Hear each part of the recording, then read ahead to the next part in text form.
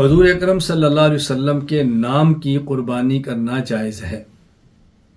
امام ابو بکر احمد بن حسین بن علی بن موسیٰ البیہقی رحمہ اللہ، وفات 458 ہجری،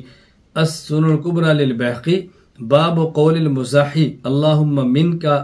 و الیک تقبل منی وقول المزاحی عن غیری اللہم تقبل من فلاں۔ اس کے تحت فرماتے ہیں حضرت علی رضی اللہ تعالی عنہ کے پاس قربانی کے دن دمبا لایا گیا، آپ نے ذبح فرمایا اور آپ نے یہ پڑھا بسم اللہ اللہم منک، اے اللہ بسم اللہ، اللہ کے نام کے ساتھ، یا اللہ یہ آپ کی طرف سے ہمیں ملا ہے، وَلَكَ اللہ نے آپ کے لیے ذبح کیا ہے، وَمِن محمد لک، اور اے اللہ یہ میں قربانی حضرت محمد صلی اللہ علیہ وسلم کی طرف سے دے رہا ہوں۔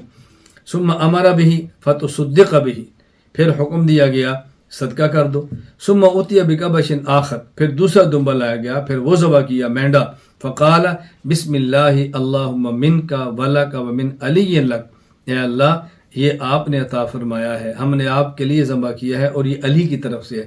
حضرت علی المرتضیٰ رضی اللہ تعالیٰ عنہ نے پہلی قربانی اللہ کے نبی صلی اللہ علیہ وسلم کی طرف سے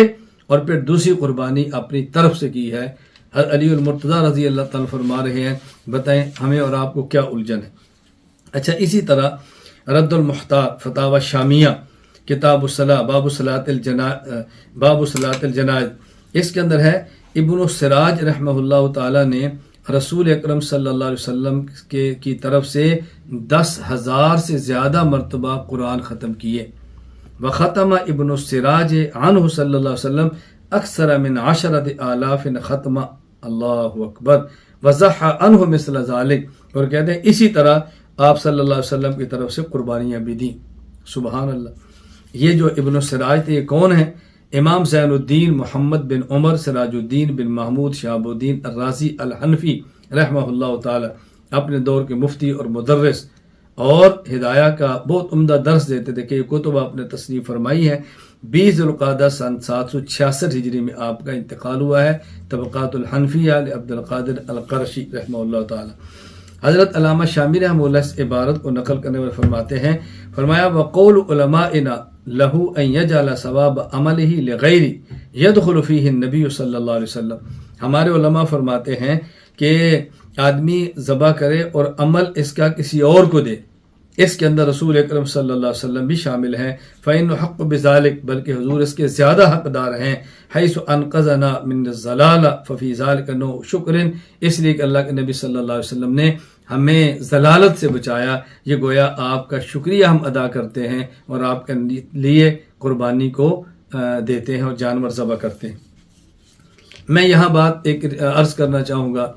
الحمدللہ ثم الحمدللہ، مرکز اہل سنت والجماعت سرگودا پاکستان میں اس بات کا اہتمام کرتا ہوں کہ جتنے اقسام جانوروں کے قربانی میں ذبح ہو سکتے ہیں وہ تمام جانور ذبح کیے جائیں، اونٹ، گائے، بھینس، بکرا یا بکری، دمبا، سب ذبح کیے جائیں۔ اور میں جب قربانی کے جانوروں کے لیے لوگوں سے کہتا ہوں کہ مرکز قربانی دو اور جانور خریدنے شروع کرتے ہیں، حصے شروع کرتے ہیں، سب سے پہلے نمبر اونٹ کا آتا ہے،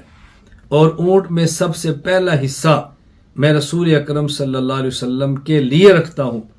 اور اس کے پیسے خود ادا کرتا ہوں۔ میری خواہش ہوتی ہے مرکز میں ہونے والی قربانیوں میں سب سے اہم قربانی نبی پاک صلی اللہ علیہ وسلم کے اثار ثواب کے لیے ہو۔ ہاں، میں اس کا اہتمام ضرور کرتا ہوں کہ چند ایک احباب کو اس میں شامل کر لیتا ہوں۔ میں نے اب بھی باقاعدہ چند ایک احباب کے نام پہ میسج کیا ہے کہ اونٹ کی قربانی میں چاہتا ہوں کہ آپ کو اپنے نام کے ساتھ اپنے ساتھ شریک کروں، لہذا 45,000 فلاں اکاؤنٹ میں اپنا حصہ ڈال دو۔ میں نے جن کو میسج کیا ہے کوئی ایک بھی ایسا نہیں جس نے کہا جی نہیں یا کیوں، میں ہر کسی کو میسج کرتا ہی نہیں، ظاہر 7 حصے ہیں، ایک میں نے خود رسول اللہ صلی اللہ علیہ وسلم کی طرف سے دیا ہے تو باقی 6 ہوں گے نا، 5 ہو گئے، ایک کو میں نے اور میسج کرنا ہے تو پوری ہو جانے، الجھن نہیں ہے۔ اس کے بعد پھر جو ہم جانور ذبح کرتے ہیں، میں اس میں سب سے پہلے گائے کا پہلا حصہ امام اعظم ابو حنیفہ نعمان بن ثابت رحمہ اللہ کے لیے کرتا ہوں اور اس کے پیسے بھی خود دیتا ہوں۔ پھر اس کے بعد ہمارا جو دمبے یا جانور آتے ہیں تو ہم کہتے ہیں بھی اعلیٰ بکرا 40,000 کا ہے، تو میں اس کا وہ حضرت شیخ الہند محمود حسن دیوبندی رحمہ اللہ کی نیت اور اصالِ ثواب کی ذبح کرتا ہوں اور پیسے خود دیتا ہوں۔ وجہ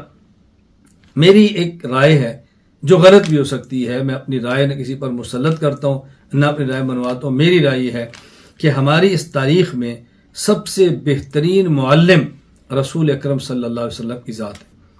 آپ نے صحابہ کرام شاگرد تیار کیے، اس کے بعد کے جو طبقات ہیں ان میں سب سے بہترین معلم امام اعظم ابو حنیفہ نعمان بن ثابت رحمہ اللہ تعالی ہے۔ اس کے بعد بہت سارے معلمین آئے ہیں، لیکن میرے ہاں ماضی قریب میں سب سے بہترین معلم شیخ الہند مولانا محمود حسن دیوبندی رحمہ اللہ تعالی ہیں، جنہوں نے ایسے افراد تیار فرمائے کہ جنہوں نے پوری دنیا میں کام بھی کیا اور مراکز بنائے۔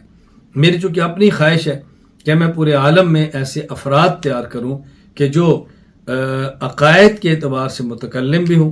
مسائل کے لیے مفتی بھی ہوں، اور اصلاح نفس اور تزکیہ کے لیے وہ مربی اور مرشد بھی ہوں، اور ایسے مراکز قائم کروں کہ جو مراکز عقائد کے لیے درسگاہ ہوں،